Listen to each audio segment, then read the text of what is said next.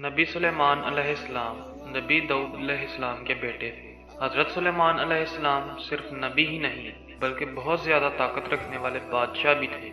आप अलैहिस्सलाम ने ज़मीन के बहुत बड़े हिस्से पर हुकूमत की। अल्लाह ने आप अलैहिस्सलाम को ऐसी ताकतें अता की जिनके बारे में सोचकर अक्ल दंग रह जाती। हज़रत सुलेमान अलैहिस्सलाम बचपन ही से बहुत ज़्यादा सूझबूझ, अकल और समझ रखते थे। सामने वाले की बात जल्द समझ लेते, नतीजा निकालते और फैसला करते।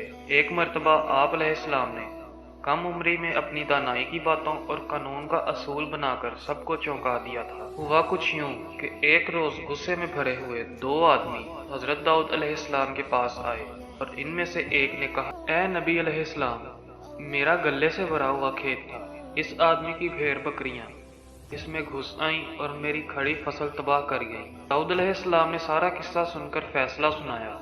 चरवाहे की गलती से किसान का नुकसान हुआ, इसलिए वो अपनी भेड़ बकरियां किसान को दे, उससे उसका नुकसान पूरा होगा।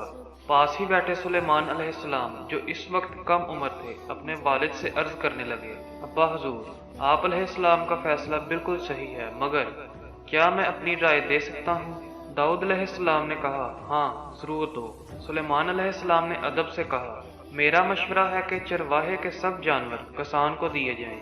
वो इनके दूध और ऊन से फायदा उठाए और किसान का खेत चरवाहे के हवाले किया जाए ताकि वो इसमें हल चलाए, अनाज उगाए। जब फसल पक कर तैयार हो तब चरवाहा खेत किसान को वापस करे और किसान भेड़ बकरियां इनके मालिक को लौटा दे। इस तरह दोनों को ये बात समझ में आ जाएगी कि किसी की मेहनत पर पानी फेरना कैसा लगता है। हमें ना सिर्फ अपनी चीज़ों की हिफाजत करनी चाहिए बल्कि दूसरे की चीज़ों की भी हिफाजत करनी चाहिए।